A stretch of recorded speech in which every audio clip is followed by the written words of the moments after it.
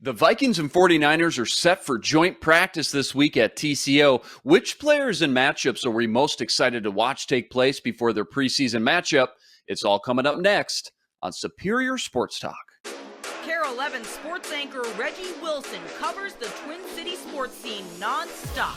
Luke Inman is ready to put him on the hot seat. That's what you're going to do to me? Instant analysis. Yanked. Out you go. Post-game breakdowns and red hot takes. The Timberwolves need a stitch. Reggie and Luke give you a daily dose of Minnesota sports with Superior Sports Talk. Part of Locked On Sports Minnesota. And it starts now.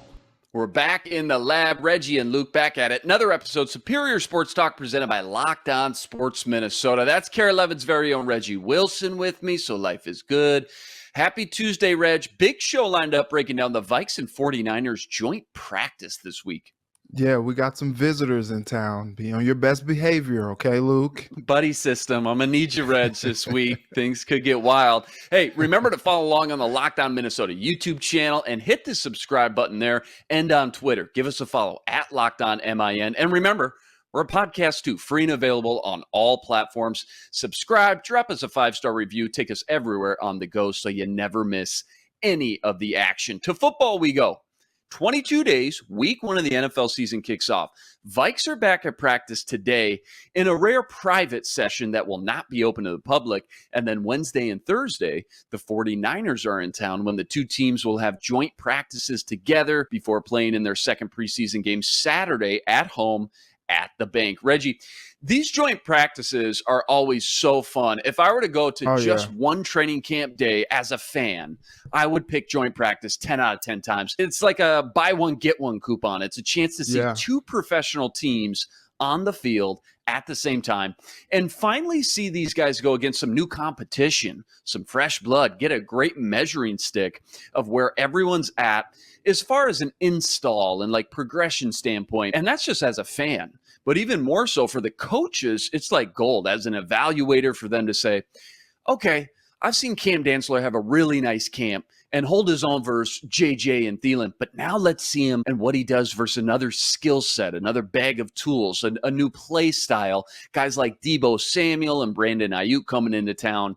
You just can't put a price on those reps as an evaluator. It's just awesome. So which players are you most excited to see both on the 49ers and the Vikings matching up against some of those guys when they come into town these next 2 days? Well, obviously it starts at quarterback. You know, you're excited to see Trey Lance. You're like, okay, all right, you've been knighted. You know, you've got it. You're the guy now. Like, go ahead and let's see what you could do against this Vikings defense. I think it'll be a good test for them, you know, going against those two first teams going against each other, just seeing like what they can do to match up and really cause Trey Lance to have some troubles. You know, when guys like Danielle Hunter and Za'Darius Smith are coming after him, like how's he going to respond to that? You know, and there's a lot to draw from that. On the other side, you know, you look at guys like Justin Jefferson, Adam Thielen, like, okay, what are they going to do coming back against this 49ers team? You know, neither of those two guys played in the preseason opener. And you're not really all that worried or concerned about them not getting the game rep in there. But, you know, now they get some competition other than the guys that they've been going against all camp. And now you want to see what they can do to show and prove, you know, that they're ready for the season. And also, you know, if Kirk Cousins is coming back, you know, from this COVID list, like, how's he going to look? Is he going to be ready to go? Or is it going to be Mannion and Mond taking most of the reps because Cousins is still trying to, you know, recover and work his way back from COVID? So you're looking at that. I think it's just going to be really fun. You know, you look at a guy who's really sassy, a guy like Andrew Booth Jr., and, you know, he's really kind of mixed it up, got some penalties in that game against the Raiders. I almost said against Oakland, against the Raiders. And you're like, okay, like he's a fiery dude, and you just want to see like how he's going to match up against other competition to see what he can show and prove. Because, you know, he's one of those feisty dudes, and he kind of gets a little too physical. I think he's still kind of learning about the NFL and what he can and can't do. And, you know, we expect him to be uber talented and really contribute to this team, but he's got to rein it in a little bit and really focus on technique as well. Yeah, a lot of great call-outs, a lot of great matchups to kind of circle up on the roster there. I want to see the 49ers' best talent, period. We've talked a lot about the trenches, this camp, NOTAs, all offseason, and some of the best talent on the Niners just happens to land in those trenches. Nick Bosa, Trent Williams, even Eric Armstead, top 15 pick a couple of years ago. Let's watch Brian O'Neill and Christian Darrisaw take reps versus one of the most elite pass rushers in the league. And let's see if the rumors are true when we get to watch Darrisaw and Trent Williams on the same field, and just how many comparisons we can make between the two. Speaking of Trent, maybe the best tackle in football, by the way. We talked about that when we looked over those ESPN top 10 rankings in the offseason. Yep. How many reps can Hunter and Za'Darius win versus him and Mike McGlinchey, another great tackle in the league? Iron sharpens iron. We say it all the time. Yep. And these trenches will be battling all day in practice Wednesday and Thursday. I mentioned Cam Dantzler versus Debo and Ayuk. Same could be said, as you mentioned, Andrew Booth Jr. I'm really excited to watch him. Again, a lot of these rookies just so valuable to get some playing time and practice rep versus different competition. How many plays can he make? And more so, how much can he learn finally after OTAs and camp versus, the same 5, 6, 7 wide receivers over and over again? How much can he learn and absorb about the different skill sets and just play types he'll face in the NFL at wide receiver week after week? Those are the big ones that stand out. And then you mentioned this guy. I got to mention him too, Trey Lance, who's finally taken over in Mike Shanahan's offense. I'm excited to see what he does in practice, running around, making plays, really testing the defensive communication, I think, early and often. And this is a new defense, Ed Donatel. So that's going to be a great test just to see where, if everybody knows their keys, where they're supposed to be lined up. And then when the play breaks down and Trey Lance rolls out and tries to create something outside the pocket, where their communication's at this point in the offseason. Just a win-win, though, for everybody, being able to sharpen your skills against new competition before Saturday's game and eventually cut down days. Speaking of cut down days, doomsday, as they call it, NFL is going to be forced to trim their roster by 5 from 90 to 85 by day's end here today. From what you've seen, what you know about depth at each given position, give us a few players that you think have the most to prove. They really got to prove something here these final practice days and the game on Saturday versus the Niners that could end up finding a way to hang on and land a spot as we get into some of these, tough bubble guys. I think what we've really seen is the depth that they have at running back. And what's tough is if they go ahead and keep a lot of those guys that we saw, like Kane and Ty Chandler, and, you expect them to keep those guys because they drafted those guys. But what's interesting is okay, when you have a little bit more depth at some of those positions and you look at the wide receivers, and you look at guys that, are hoping to make an impact, like, they're deep, man. You got Jefferson, Thielen, Osborne, Smith, Marset, BC Johnson, and now you're talking about guys who want to, make the roster. Like Albert Wilson had a couple touchdowns on Sunday. That bodes well for him. Tristan Jackson, Myron Mitchell, Blake Prohl. Hate to say it, on this line, this guy had meaningful snaps and reps last year, but Ali Udoh, I saw him in that game, and he was getting pushed around. He was getting bullied a little bit, and so he's got to show and prove that he has a spot on that line. I was looking at some preliminary depth charts, preliminary 53-man rosters, and it's so funny looking at right tackle Brian O'Neill, obviously entrenched there, but as far as a backup for him, there's no one potentially there. There could be a backup behind all the other guys, but maybe you have the guy who's backing up Darrisaw. Maybe he's like a swing guy for both tackle spots. And so now you're looking at a guy like Udoh, who's just okay, we gotta get some things going here. Guys like Wyatt Davis, guys like Ben Ellefson, the tight end position is kind of up for the taking, especially with Irv Smith going to be out to potentially week 1. There are a lot of guys all over the field who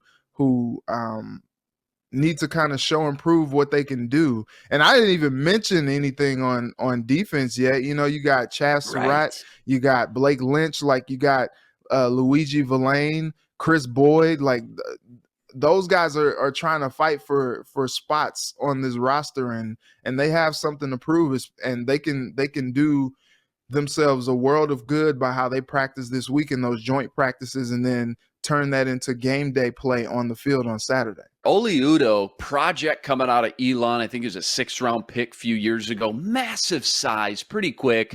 Seems like they're still trying to figure out what position he can excel at and just sit in one spot here for a few years and just learn and grow and develop. And I think they figured out after last year putting him in at guard in a pinch.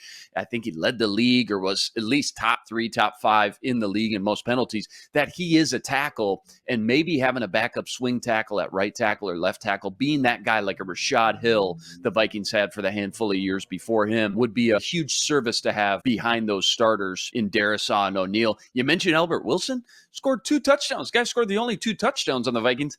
Might not make the team. It's just crazy to think. Once they trim this thing down to 90 to 53, it's just wild. And then those other 2 guys, 2 third-round picks from last year, you mentioned one of them, Chaz Surratt, the linebacker, and Wyatt Davis from Ohio State. Remington Award winner in the Big Ten. That's the Big Ten Offensive Lineman of the Year voted by coaches. And just both those guys having a tough time. They got these next few days here. I'm not going to say they're going to get cut in this first wave, but they have to showcase why they were drafted in the 3rd round, if nothing else. They don't need to put it all together, but just showcase the skill set, why they were drafted in the 3rd round and why they were picked in the top 100 picks of last year's draft.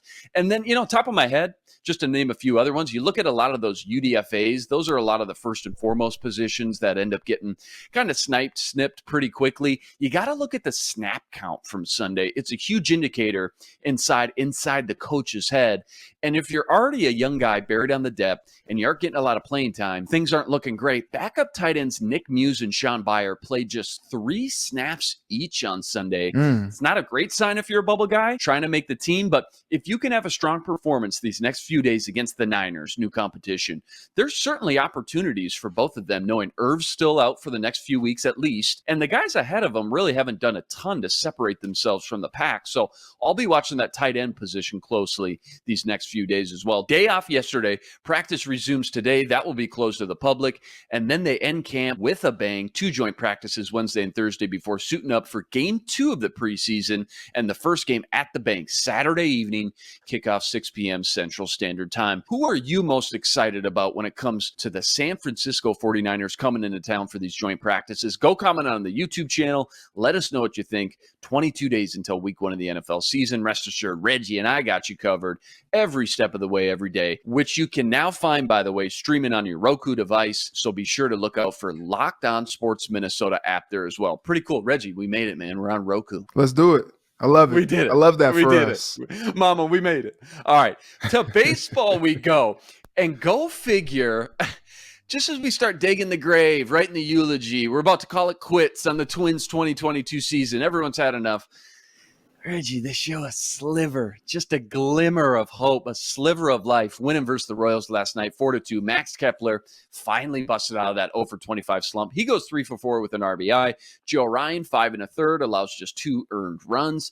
But maybe most impressive, the bullpen with a combo of Thielbar, Jax, Duran, Lopez. No runs the rest of the way. Reg, they went 3 for 10 with runners in scoring position. They left 9 on base, but they find a way to win versus, let's face it, it's a pretty bad team. They've got their next 13 of 18 at home, though. Quick thoughts about last night's game, and what do they need to do to get hot during this pivotal stretch coming up? Man, they needed that last night, man. Yeah, they did. They needed it in the worst way. And I think what the hope is that, it could provide a spark. Correa's been heating up lately. He's like, look, the playoffs are on the horizon. That's when it's my time to shine. Let's go. Like, you could tell last night, like, their intensity. Yeah, it's against the Royals, but like each of these games count, especially when you look at a schedule that includes over the next 2 weeks, Houston, San Francisco, and Boston. Like, you're just like, whoa, like let's try to get some wins stacked here. You got the Texas Rangers after this series. They just got rid of their manager, and you're like, okay, maybe we could try to jump out on them a little bit. All it takes is for them to spark a little bit of a fire, and now you're talking about playing against teams that are upper echelon, but now you got confidence, and confidence goes a long way. for this team, especially with the coaching staff. There's synergy there. With the pitching staff, I should say, there's synergy there with some of the bullpen arms, like Emilio Pagano side. These guys are doing better. Joe Ryan, a nice bounce back last night after he gave up that home run. You're like, oh man, what's going on with Joe? Then he settled in and it was all good. Like you just need some consistent pitching performances, and then you hope that the bats, break out of, coming into last night, 0 for 18 slump with runners in scoring position. That can't happen when you're in a playoff race. And so with these like upper echelon teams coming up on the schedule, like you just want them to kind of strike fire. Like it'd be great if they could sweep the Royals. Like, is that too much to ask for a team that you're hoping makes a playoff push? You're 2 games back of Cleveland now, but now you're also tied with Chicago, 2 games back of Cleveland. So now it's a foot race with those guys as well. Like you put yourself in a tough position. They were 4.5 games up at the start of July, and then all of a sudden, I think they go like 11-18 or something like that over that course, and now they're in the position that they're in, and now it's put up or shut up time. It's go time, and you're excited. If you're a Twins fan after last night, you're like, okay, like all right, I can see it. They got to stack these wins, man, and build that confidence, because once they get to the part of the schedule where the Yankees come to town, look, the Yankees have struggled lately. Like over the last month, they haven't been the Yankees that we expect them to be. And if you strike hot and you get some momentum, and then you got, the Yankees on the schedule, then you can compete with those guys as well. And now all of a sudden a stretch of the schedule that looked a little bleak for the Twins, now all of a sudden you can turn things around. And that's exciting if you're a fan. You just wonder if they kind of missed their window with the soft spot of the schedule already come and gone. And now again, it's a gauntlet coming up. Granted, they got their next 13 of 18 at home, which is great, but it's a gauntlet when you just look at the teams that they're about to face. And on the other hand, the Guardians already went through their tough stretch, and now they're on another hot streak. They've just won 7 of their last 8. They just swept the Tigers in Detroit to start last week, and now they'll get the Tigers 4 times at home. So CBS Sports Power Rankings just released. Guardians did jump in the top 10. They're number 9. Twins fall to 15, noting after winning on July 5th, the Twins held a 4.5 game lead in the Central. They've gone, like you said, 11-18 since, and now sit in 3rd place. White Sox right behind them at 16. Quick thoughts on the rankings when it comes to the AL Central specifically. It's fair. They're middle of the pack. And I think you look at them, I mean, they got leaped by the Orioles, who are playing just some fantastic baseball right now. Like, what is going on in Baltimore? Where are we at here, man? Yeah. But funny enough, man, like, they are still 2 games above a team that they're about to see with San Francisco. They're still 3 above the Red Sox. Like, these are teams that you are about to play soon. You got the White Sox for a couple series coming up. They're going to have to beat them. Like, I think they are ranked exactly where they should be right now, because they are still good. They're still, several games over 500. So you can't, discount them there, but they don't seem to be like surging like they were before. And they seem to be kind of like on a downturn, but it just takes one good series to get hot, to start streaking and turn this thing around. And there's still time to do that. Just as a surface baseball fan, you jump in the standings every, couple weeks. Interesting to see, as much as the Twins and White Sox have struggled, the Giants are behind them, and the Red Sox as well, sitting at 18. They're just 57 and 59. Look at the top 5. Dodgers, clearly the best team in baseball right now, followed by the Mets, the Astros, the Braves at 4, and then the Yankees have really, you mentioned it, they've struggled, man. They've just crumbled the last month and a half. So they're sitting at 5, still 72 and 44. After all that, after all their struggles, tells you how hot they were at the beginning of the year. This is why baseball's fun. Cardinals 6, Phillies 7, Padres 8, I mentioned Guardians 9, and Blue Jays 10 to round out that top 10. Back at home tonight versus the Royals in the backyard here at Target Field. Sonny Gray set to hit the mound, taking on Zach Greinke. If there was ever a time to get hot, again, this is it. We're looking at it. Rest assured, Reggie and I will be back tomorrow to break it all down. All right.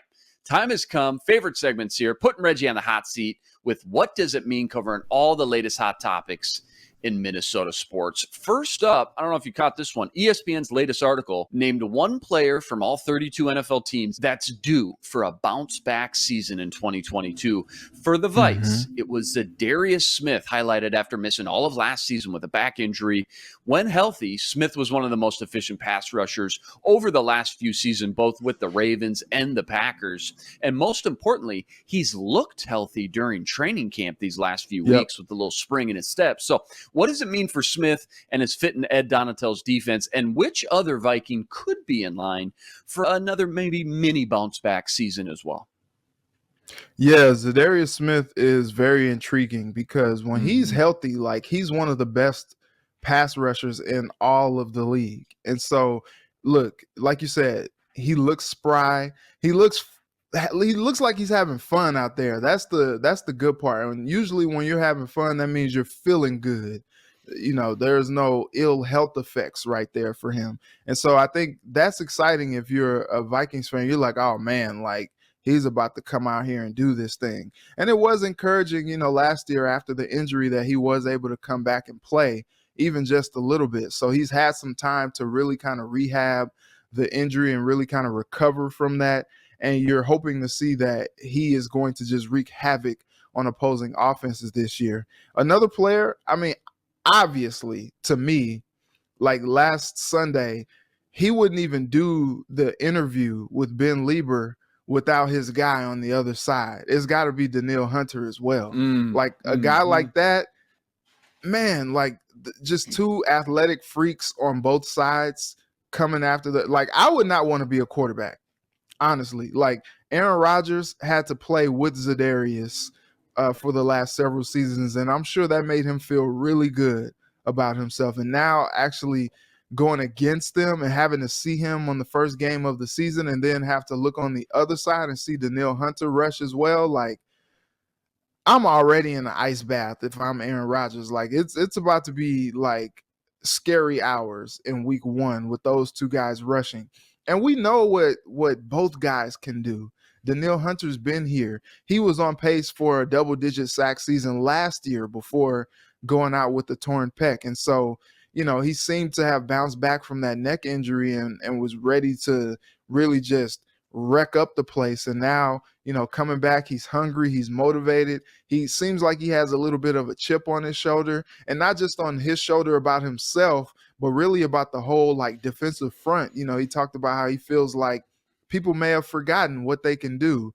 And I think he's ready to wake them up. And so with those two guys, menacing dudes on either side, like, I think both of those guys are primed to have big breakout seasons.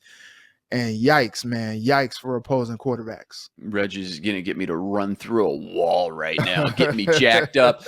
The Vikings, we talked about a few weeks ago, the Vikings quietly were second in the league last year with the most sacks, 51 sacks.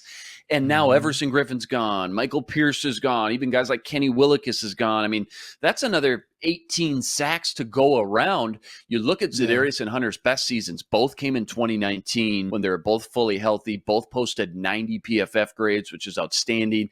And both on pace, average playing a full 16, 17 game schedule, average about 15 and a half sacks. So you're looking at about 31 sacks combined. I don't think they'll reach that combined, but even if they got 25 sacks combined, that's outstanding. For reference, the Giants had 34 sacks as a team. So if you got that kind of pressure and production from two guys, just two guys, wow, that would be outstanding. And then again, remember the third guy in line, DJ Wanham, he led the Vikings in sacks last year with 8 sacks as well. Got to imagine he'll get better with another year under his belt, entering his third season here as well. One guy, and the Vikings were at the top of the league. The Vikings were at the top of the league in sacks last year as well. So, like, there is a precedent set here already. Absolutely. Everybody's just assuming, well, Zimmer's gone. Maybe this defense will look a little different. We won't lead the league or be top 3, top 5 in certain categories. Players are still there, man. The core unit, the vets are all still there. One guy that we've kind of all written off, me included, I've been pretty hard on him, Patrick Peterson. I know he's looked a little slower in the legs, whatever. dude can still ball, and he's still the team's number one cornerback. Maybe he's due for a little bit more of a bounce back year. Only had one interception last year, so maybe he's due for a little bit more of a game too. Yeah, that's right. Yep, maybe he's due for a little bit more stat production, some more splash plays, and a new defense. And maybe we're all too quick to write him off a little bit. Still, dude can play, and having that lockdown number one cornerback we talked about is so pivotal for defensive schematics that you can just kind of lock up one side of the field and do so many extra things with your safeties, putting them in the box, letting them double and triple cover other guys, things like that. So Patrick Peterson could be another guy to circle that could be due for, a mini bounce back season as well under this new Ed Donatel defense. All right, that's a wrap today. We're back tomorrow. More Twins, Vikings, plenty more. Remember, you got to like, rate, review, and subscribe, please, to the YouTube channel. Join us every day for another episode covering all the biggest topics in Minnesota sports. We're a podcast too, free and available on all platforms. Subscribe. Drop us that 5-star review. Take us everywhere on the go. He's Reggie Wilson. Follow him on Twitter at Reggie Wilson TV and on KARE11. I'm Luke Inman on Twitter at Luke_Spinman. Special thanks to our producer, Matt DeBritz. Tune in tomorrow to Superior Sports Talk, part of Locked On Sports Minnesota. For Reggie, I'm Luke. Until tomorrow, signing out. Be blessed. Spread love today.